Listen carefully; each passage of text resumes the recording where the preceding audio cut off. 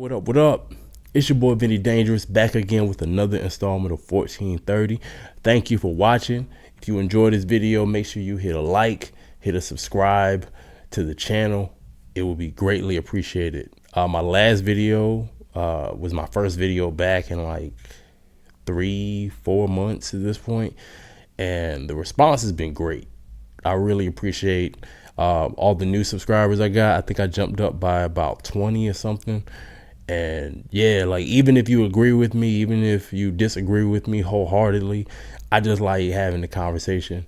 So leave a comment too if you want to share your opinion on this video, because I'm in the comments and I'm talking to everybody. Whether I'm showing love or we're going to have a little debate. Just make sure you got your info right before you get on that debate with me, all right? But yeah, so let's get into this episode. So Tommy Richman. I'm gonna be real, I wasn't really a fan of that $1 Million Baby track. Like, it was cool. Heard it on TikTok a couple times, scrolling. But it wasn't something that really caught my ear like that. Didn't even really know dude was white when I first heard the song. I heard the intro part with the chop the screw. The falsetto vocals just wasn't really my thing with it. I don't know. But it's blowing up. One of the only things to really break through, like in the midst of the Kendrick and Drake beef that pretty much like took everybody's attention. Like, a lot of other artists were trying to drop. Even artists as big as Eminem and Big Sean were struggling to get attention during that time period, because all conversation was focused on two of the biggest rap artists going back and forth.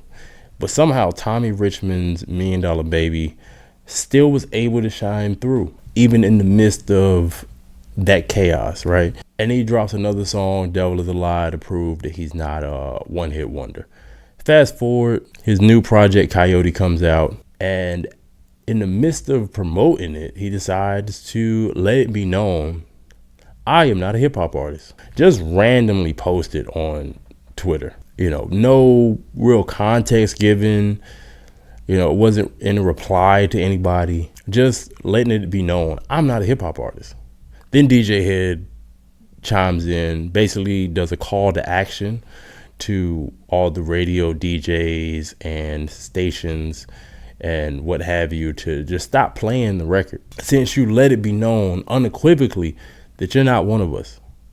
And then you thought about it, and then it probably went to a little something like, I'm not a hip-hop artist, but I probably would not be in the position I am in right now if it wasn't for hip-hop embracing me. The fans, the radio stations, the community at large is the reason why $1 Million Baby, and to a lesser extent, Devil Is a Lie, are, as big as they are, and is making Tommy Richman a household name. So thinking about it, you decide to clean it up a little bit and say, I'm not solely a hip-hop artist. I appreciate what hip-hop has done with me, but I don't want to be boxed in. I'm a singer. Now, when I first saw this post, my first thought was, who thought he was a hip-hop artist? I mean, there's a hip-hop beat, there's hip-hop elements in the production, in the video, even from some of the lyrics. Like, I ain't never ripped a set, baby. I'm running up a check, baby. That's not pop. That's not rock, country. You don't get lyrics like that from any other place but hip hop. But even with all of that, never thought you were a hip hop artist. Now, maybe in certain corners of the internet, people are describing you as a hip hop artist. When I look up $1 Million Baby and Devil Is a Lie, they are labeled hip hop on streaming platforms and on iTunes or wherever else you look it up. But you are categorized as a singer, R&B singer, in most other places that I see. But maybe there's a miscommunication between you and your team. Maybe y'all are not on the same page. And if that's the case, it became even worse for you as far as miscommunication goes, because this week it was decided, or it was reported, that $1 Million Baby will be submitted for Grammy consideration for Best Rap Song. I think Best Rap Song and Best Melodic Rap Song, if I remember reading that right. And the little bit of grace I was willing to to show you. Because when I first saw the tweet, I was ready to jump out the window right then. That might have been my first video back before the J. Cole thing happens. I went on socials. I called you a culture vulture a couple times because that statement done in the same year where the battle for culture between Kendrick and Drake happens, the same year that Post Malone decides to complete his full transformation from culture vulture hip hop artist to full blown good old boy country singer, with his biggest hit being with Mr. Morgan N-Word Wallen. In the same year that Beyonce does a country album, and they completely shut her out of the CMAs, showing that while hip hop may be more inclusive to a lot of other people, other genres don't necessarily treat black and hip hop urban adjacent artists the same way. In the same year that all of this is happening, you decide to make this statement. So yeah, I'm a little triggered.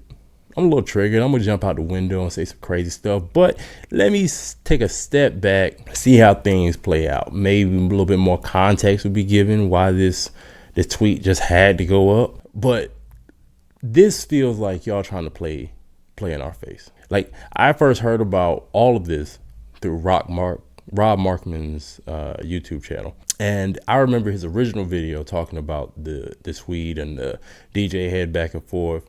He tried to give you a little bit of grace. He tried to, say, hey, maybe he's a young guy. Maybe he doesn't have all the cultural context to know why a statement like that coming from a white artist who was embraced so heavily by hip hop would be a little triggering to some people. Like artists who may do a couple tracks here and there, but they don't really make any real waves, but they're primarily known for other stuff. We're not going to really take that as a slight. But you basically owe your entire career to hip hop. So for you to come out and make that statement, to let it be known, just so you could be clear, just so everybody's clear, I'm not one of y'all. It does feel a little bit of a slap in the face. But Rob Markman was willing to give you a little bit of grace to say, like, hey, maybe he doesn't understand. Maybe there was no malicious intent. And maybe there still isn't malicious intent with this. Because technically, $1 Million Baby is labeled a hip hop song. And it was one of the bigger songs of the year. I won't deny that. I just think maybe you should have shut the fuck up. Maybe you should have shut the fuck up. Because you could have submitted the song for a Grammy consideration, even if it got nominated. As long as it didn't win, I think you'd be all right. But because you made that statement, now it's looking real bad for you. I remember 10 years ago at this point, the whole Macklemore Grammy debacle happened. And to be honest, Macklemore isn't what I'd consider a culture vulture at all. Like, there are plenty of white people in hip hop, past, present, and there will be in the future, that have contributed to hip hop with no issue. I think about Macklemore, I think about The Alchemist, I think about Mac Miller, rest in peace, A$AP Rock, even Eminem. As much as people like to shit on Eminem, and he has created, inadvertently, but has created like one of the worst fans hip hop has ever seen. I don't really like hip hop, but that Eminem guy is pretty good. Those people, like I said, it's inadvertent. It's unfortunate, but he has been nothing but like a gracious guest in hip hop. Even with all his success, he'll still do a song with an LL Cool J and in the video pay tribute to Big Daddy Kane. He has always shown love to hip hop legends, up and coming artists, and to his credit also, he has acknowledged his privilege in hip hop as a white artist. So he's not somebody that is blind to cultural context. So I have nothing but respect for artists like that. But for every Eminem or A$AP Rock or a Mac Miller, or we have a Miley Cyrus who decides to have her bad girl phase. Like, I always look at this situation as way worse than even a Post Malone, because she was already successful. But it's that thing with Disney kids, like you see it all the time, like a Christina Aguilera or a Britney Spears or somebody, will just feel the need to like really, get real raunchy with this shit, to let it be known that I'm not a kid anymore. I'm an adult. I'm a woman. They just have to go like this extreme over sexualized route. Well, Miley Cyrus decided that her era was going to be in nigga. It's going to be in hip hop. She's going to surround herself with people like Mike Will Made It and Wiz Khalifa. She's going to twerk. Like, it feels insulting because it feels more like a minstrel parody looking back at that era. And there were a lot of people taking up for her, trying to say that this is who she really is. This is who Miley always wanted to be, but her dad and Disney and all these other people were trying to, make her this, this squeaky clean country singing white girl. No, this is who she really is. I was having arguments with people like this throughout all college about this Miley Cyrus shit. Just for her to come back 10 years later and basically say, I don't listen to that. It's too much bitches on my cock and big chains and shit. I'll put the quote up here. I don't remember exactly what she said, but like, she said that shit with her full chest when reminiscing on that album. And people told me, and people were trying to tell us that this is who this girl really wanted to be, or this is who she really was for real. No, bro. She was making fun of hip hop. She was making fun of black people. She was making fun of us to get a couple more coins in her pocket. And once she was done with that, done with the cosplay, done with the audio blackface, she was ready to just go back to her country roots and act like she ain't never associated with y'all niggas ever again. Like, I find it interesting that a Post Malone and a Miley Cyrus both appear on Beyonce's album and have not spoken up about the CMAs completely shutting her out and snubbing her in every category that she could have been in. They have not come out and said a word in her defense. So to think that maybe these people might have misspoke, I feel like other actions kind of show who they really are and what they're really about. So before y'all get in the comments talking about that, that's not what we're doing here. I made my feelings very clear about Post Malone. I don't even have to go through his history. I will never fuck with Post Malone. The guy that told people not to listen to hip hop because there's no real music, there's no real lyrics, there's no real substance to it. If you want to feel something, you got to go listen to Bob Dylan. He came back and apologized. And then when people called him a culture vulture, he comes out later and says that we drove him to alcoholism. Instead of being as somewhat of a man and taking responsibility, apologizing, my bad, I've learned from that. You double down on the bullshit and take the bitch way out and try to like go a mental health reason why you don't fuck with hip hop no more. Man, if you don't get the fuck out of here, that's how I feel with my full fucking chest. I don't give a fuck because you decided to hang out with Mr. Nigga Wallin to sell your country record after you was in videos calling yourself White Iverson with the gold teeth and stuff. And this is why the conversation of gatekeeping comes up now. Like a Tommy Richman making the statements that he does, then turn around and submitting his song for best rap album, even though he don't want to be hip hop. And you think about the Post Malones, you think about the Miley Cyruses, even before all of them, the Kid Rock. Remember when Kid Rock used to rap? Now he full blown racist. That's crazy. People think about gatekeeping. And on one hand, like I am very full support of gatekeeping. I think it's just hard to do now because we let the gate fly wide open. Like I was watching Open Mike Eagle, like a snippet from his podcast or his live stream, and he was talking about this. And there is like a little bit of what exactly does get let in? What exactly does get labeled hip hop?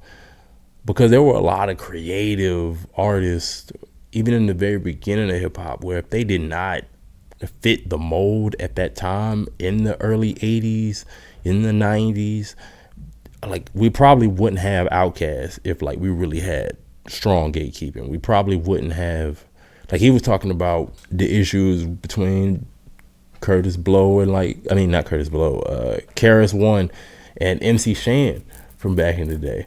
That was primarily because Karis One wasn't accepted by the people who was really running hip hop at the time. And then we get the Bridges Over, and like, you know, it's like we don't get Boogie Down Productions if gatekeeping really held strong back then.